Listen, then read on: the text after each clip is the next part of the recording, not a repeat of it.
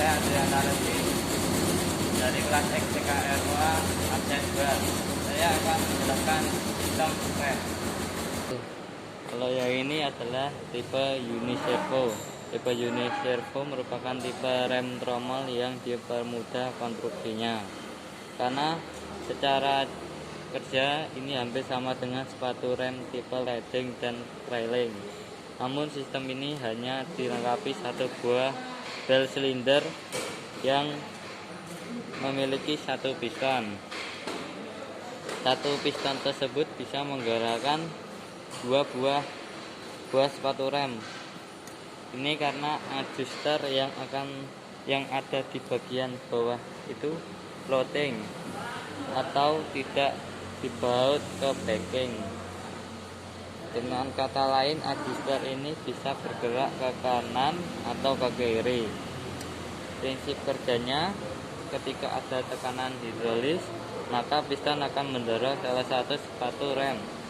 Apabila sepatu rem tersebut sudah mentok ke permukaan tromol, maka dorongan itu terus berlanjut ke bagian bawah rem.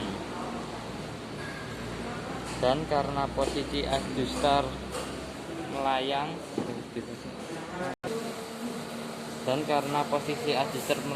maka dorongannya tersebut akan diteruskan ke sepatu rem lainnya. Kalau yang ini adalah tipe two leading. Sementara untuk tipe two leading shoes, kedua sepatu rem akan bertindak sebagai leading shoes. Perbedaannya dengan tipe yang pertama adalah gerakannya sepatu remnya. Pada tipe leading dan trailing, sepatu rem akan bergerak secara fleksi. Sementara pada tipe ini kampas rem bergerak secara berkebalikan. Jadi apabila tromol berputar ke arah jarum jam, maka bagian atas pada sepatu rem sebelah kanan akan bergerak, sementara sepatu rem sebelah kiri akan bergerak di bagian bawahnya. Dengan kata lain, ada dua buah silinder yang menggerakkan masing-masing sepatu rem. Namun well silinder ini hanya dilengkapi oleh satu piston, sehingga hanya bisa menggerakkan satu sepatu rem untuk satu well silinder.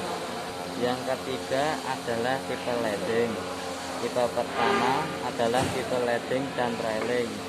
Sesuai namanya, pada dua buah sepatu rem ada yang berfungsi sebagai leading dan ada pula yang bertugas sebagai trailing. Leading shoes berarti sepatu rem yang berperan menghentikan laju putaran tromol lebih kuat. Sementara trailing berfungsi sebagai bantuan pengereman. Pada tipe rem leading dan trailing, kita akan menemukan satu buah fixed well silinder yang biasanya terletak di bagian ujung atas sepatu rem. Sementara ujung sepatu rem lainnya terletak pada sebuah pin yang bisa digerakkan. Silinder roda ini memiliki dua piston, sehingga saat bekerja piston tersebut akan mendorong kedua sepatu rem ke arah membuka. Ini membuat bagian permukaan kampas rem menyentuh lebih dulu dengan tromol rem. Sekian dan terima kasih.